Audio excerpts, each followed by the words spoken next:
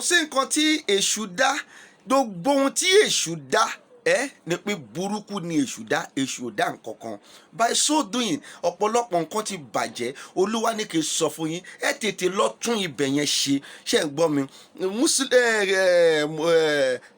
Kérúbù a máa lóun ò nífẹ̀ẹ́ Redeem a lóun ò nífẹ̀ẹ́ Kérúbù. Kí ló fà á?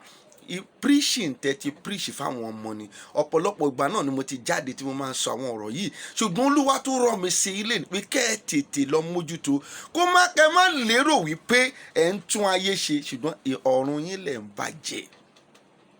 Ẹ má bà ọ̀run yín jẹ́, gbogbo ẹ̀yin ìránṣẹ́ Ọlọ́run, nítorí pé ẹ fẹ́ rí owó, ẹ fẹ́ kọ́ ilé, ẹ fẹ́ ra lẹ̀, ẹ fẹ́ dóhun rere ṣe, ẹ wá mú ilé èèyàn kan ẹ máa já dànù, ẹ fi ẹnu bà yẹn jẹ́ fún àwọn tẹ́ ẹ fẹ́ gba nǹkan lọ́wọ́ ẹ̀, fún àwọn tẹ́ ẹ fẹ́ kó mọ́ra, ẹ fẹ́ nu bà ilé àwọn kan jẹ́, all in the name pé ẹ fẹ́ kó wọn mọ́ra. Olúwa ní kí n sọ fún yín, ẹ tètè lọ tún bẹ̀ ṣe. Ibẹ̀ yẹn nìkan lásán ó lè má jẹ́ kí ẹ fi ojú kan òun Ọlọ́run, ó lè jẹ́ kẹ́ ẹ jèrè ayé kí ẹ sì má padà jèrè ọ̀run. Ẹ má dá wàhálà lẹ̀, ẹ má dá ọ̀tá sílẹ̀ láàrin àwọn tí Ọlọ́run fi ọwọ́ ara ẹ̀ dá. Ẹ tún wo bíbá yìí, 1 John 4:7, Beloved, let us love one another, for love is from God, and whoever love has been born of God and know God. So therefore, ẹwẹ̀ yín náà lè ń píríṣì ẹ̀,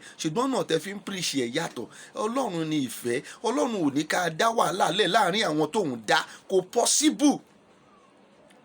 Èèyàn sí rẹ̀ wá ètí ara wọn nítorí pé religion, èèyàn sí èèyàn. Even I am talking about Christian, I don't even talk about Muslim now. I am talking about Christian. Ènìyàn sí ènìyàn tọ́lọ́run dá, wọ́n tún wá ètí ara wọn nítorí religion wa. All in the name ohun tí ẹ sọ fún wọn. Olúwa ló rán mi sí yín. Adébóyè, Olúwa rán mi sí yín. Olúkọ̀yà, Ọlọ́run rán mi sí ọ tó ń gbọ́ mi. Sam Òjó, Olúwa rán mi sí ọ. Sam Olúwalọ, Ọlọ́run rán mi sí ọ. Àìsíkáyà CAC, Olúwa rán mi sí ọ. Abíára, arán mi sí ọ. Kúmúyì, arán mi sí ọ. Gbogbo ẹ̀yin wòlíì tẹ́ pera yín ní wòlíì àgbà tẹ́ ti sórí ayé kodò, tẹ́ sórí ayé kodò, ọwọ́ yín ni gbogbo ohun tó ṣẹlẹ̀ gan nílùú Nàìjíríà gan, tá a bá wò ó tààrà á rí pé ọwọ́ yín ló ti ṣẹlẹ̀. Tẹ́ sórí ayé kodò nítorí pé gbogbo ohun tẹ́ ẹ fẹ́ ní ọlá, ẹ fẹ́ ní owó, ẹ fẹ́ ní òkìkí, ẹ fẹ́ jẹ́ kí àwọn èèyàn kó mọ̀ yín. Ọ̀pọ̀lọpọ̀ ló máa wò mí tó máa ní pé ṣé wòlíì nìyí, ọ̀pọ̀lọpọ̀ ló ń bú mi ò kíá. You can be, jẹ́ kí n sọ fún ẹ, níjọ́ kan tí ayé bá máa parẹ́ náà, èèyàn kan náà lọ́lọ́run máa rán. Ọlọ́run náà ó rán Nóà, ṣùgbọ́n wọn ò gbọ́ ti Nóà. Àwọn èèyàn ò gbọ́ nítorí wọn ò pé kí ló ń sọ, kí lọ́dẹ̀ yìí ń sọ, kí ló ń wí, kí ló ń ṣe gbá. Wo Olúwa rán Nóà náà, wọn ò dọ́ mi ò kíá. Bóhùn yín kẹ́ ẹ gbọ́, bóhùn yín kẹ́ ẹ má gbọ́, ṣùgbọ́n ó máa ṣàǹfààní fún yín tẹ́ ẹ bá gbọ́ ohun tí Olúwa ní kí n sọ fún yín. Ó ti di ẹlẹ́ẹ̀kejì. Olúwa ní kí ló dé tẹ́ ṣe ń dá ọ̀tá sílẹ̀ láàrin àwọn èèyàn tóun fún ọwọ́ ara òun dá, within the same religion. Àdẹ̀gbà ti ara wa, èyí sọ pé èyí oògùn ló ń ṣe, èyí kí ló ń pè lóògùn. Òun lèmi ń sọ, ẹ jáde kẹjẹ kí n gbọ́. Tá a bá gbọ́ ohun tẹ́yìn ń pè lóògùn yẹn gangan, ó yá ó lè ṣàǹfààní fún àwa náà. Tó bá yẹ pé ewé egbò, ohun tó ń fò lókè àtohun tó ń rìn nílẹ̀ àtohun tó wà nínú omi lẹ̀ ń pè ní ògùn, ẹ ti ṣì nìyẹn. Kò ń ṣe ògùn, Olúwa ló dá wọn. Genesis 1:29-31, ìwọ lọ kà ń bẹ̀ dáadáa. Ní ibẹ̀ yẹn kan ṣoṣo ló ti sọ wípé lẹ́yìn tí mo rí ohun tí mo dá, òun rí pé dáradára ni. Èèyàn kan ò lè wá jáde kó wá máa insult nǹkan yẹn. Olúwa ló dá gbogbo ẹ̀ pátá, fún ká lò ló ṣe dá. Àìmọye wòlíì tó jẹ́ ìkà tó ń lo báìbù ọwọ́ ẹ̀ fún ìkà, àìmọye babaláwo tó jẹ́ pé ìkà, àìmọye babaláwo tó dẹ̀ pé òótọ́ ni wọ́n ń sọ tó máa wọ ìjọba Ọlọ́run. Ọ̀pọ̀lọpọ̀ wòlíì náà dẹ̀ wà tó máa wọ ìjọba Ọlọ́run. Ẹ má jẹ́ ká bà nǹkan yìí jẹ́, ẹ ti bà gbogbo ẹ̀ jẹ́, ẹ ti dorí ayé kodò. Ìdí táwa ṣe jáde nìyẹn. Àrán mi ni, kò sóhun tẹ́nikẹ́ni lè ṣe fún mi. I will continue saying it. Kí Nàìjíríà yìí ṣe rí, ọwọ́ yín náà ló wà, ọwọ́ yín láti bá ẹ dorí Nàìjíríà kodò. Ètò èèyàn bá ń wá owó, tó bá ti ń wá lápọ̀jù wá tó rìn dọ́dọ̀ àwọn ìjọba náà. gbogbo wọn wà nínú ṣọ́ọ̀ṣì yín. I continue saying it. Wọn ò lè wà ń bẹ̀ kẹ́ sọ òtítọ́. Senator wà nínú ṣọ́ọ̀ṣì yín, president ń wá sí ṣọ́ọ̀ṣì yín, gómìnà ń wá sí ṣọ́ọ̀ṣì yín, honourable ń wá sí ṣọ́ọ̀ṣì yín. Wọn ò lè wà ń bẹ̀ kẹ́ sọ òtítọ́ nípa ohun tó ń ṣẹlẹ̀ Nàìjíríà yìí. Nǹkan ń ṣẹlẹ̀, nǹkan kan, ayé àwọn èèyàn bàjẹ́, ebi ń pa àwọn ènìyàn, ayé ti dorí kodò, kí ló dé? Síbẹ̀síbẹ̀ ẹ ò rí ohun tó ń ṣẹlẹ̀ yìí. Olúwa rán mi sí yín, Olúwa rán mi sí dodo yín, Olúwa rán mi sí dodo yín. Ìkẹta ni wípé ẹ má jàlé onílì kẹ́ máa fi bo ti ara yín nítorí pé ẹ̀ ń wá crowd. Kò possible. Ohun tó Olúwa bá rán yín gangan òun ni kẹ́ ẹ lọ ṣe. Ẹ yé já ilé onílé kẹ́ ẹ fi bo ti ara yín. Olúwa rán mi sí dodo ẹ̀yin wòlíì pátá. Ohun tó Olúwa rán wa mi ò wá mọ̀, ṣe bí wòlíì ló pera ẹ̀, ṣe bí ìránṣẹ́ Ọlọ́run ló pera ẹ̀. Ṣáà ní assignment tọ́lọ́run rán wa, àbí ṣé bójú ẹ̀yin bá fọ́ sójú àwa fọ́ ni? Bí ẹ bá ti deceive dodo àwọn èèyàn kò jẹ́ kójú tàwa náà fọ́. Gẹ́gẹ́ bí ìránṣẹ́ Ọlọ́run ó ní ohun tí ó rán wa. Matthew 28:19 ó ní ká lọ sí dodo ayé, ẹ lọ sí dodo ayé, ẹ lọ sọ ti ìyìn rere fún wọn. Ìyìn rere ló ní ká sọ, àbí nǹkan míì tún wà lẹ́yìn pé ìránṣẹ́ Ọlọ́run ni yín ni? Ẹ jẹ́ ká dọ̀ o.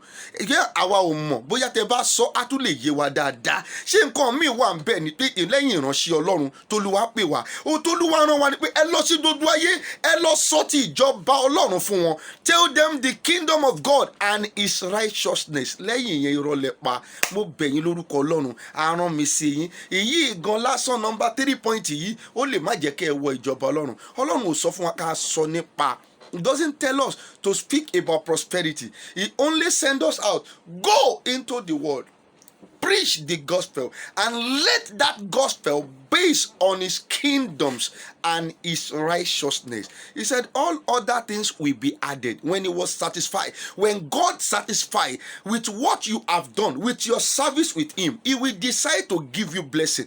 He will decide to give you prosperity. No man should preach. When they preach about prosperity, it misleads a lot of people.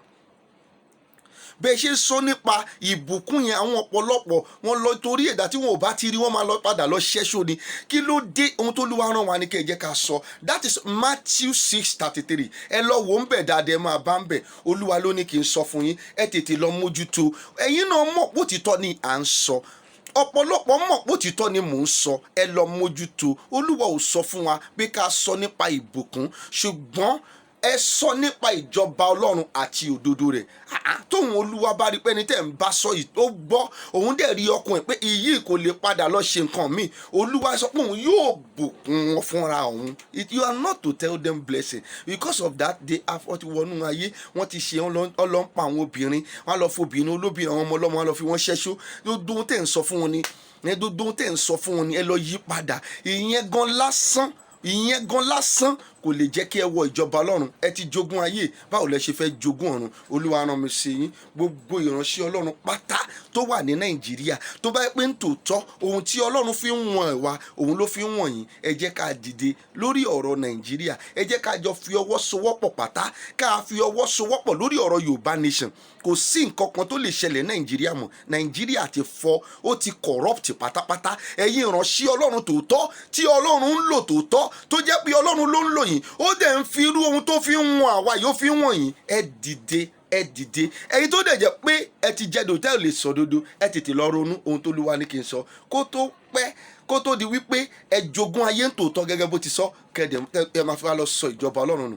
Ẹ tètè kíákíá, ẹ jẹ́ ká jọ fi ọwọ́ sowọ́pọ̀ nítorí Yorùbá nation, kí a lè di òmìnira ara wa. Kì í ṣẹ̀yin nìkan, ẹ̀yin ti lówó, ẹ ti lọ́lá, ẹ ti lóhun dodo tẹ́ fẹ́ nì. Àwọn tí yà ń jẹ yìí ń kọ́, báwo lẹ ṣe fẹ́ ṣe? Ṣé bí nítorí wọn lọ́lọ́run ṣe rán àwa níṣẹ́, tó pè wá ní ìránṣẹ́ Ọlọ́run? Nítorí wọn ló ṣe rán wa níṣẹ́, tó sì pè wá ní ìránṣẹ́ Ọlọ́run. Ẹ jẹ́ ká mójútó, ẹ jẹ́ ká tètè ṣe, ẹ jẹ́ ká mójútó. Ojú òní tiwa, ọkàn wa máa balẹ̀. Dodo tó bá ti ń gbọ́rọ̀ yìí, ẹ share ẹ jẹ́ kó dé ọ̀dọ̀ wọn. Ojú òní tiyín, tèmi tiyín tòótọ́, Baba Confirm JP. Ẹ share ẹ jẹ́ kó di ọwọ́ wọn o. Lórúkọ Jésù a ò ní rí wàhálà. Yorùbá nation tá à ń jà fún yìí, lórúkọ Jésù ó máa tẹ̀ wá lọ́wọ́ láyọ̀ àti àlàáfíà. Mi ò tí ì dé o, mo ṣì ń bọ̀. God bless you.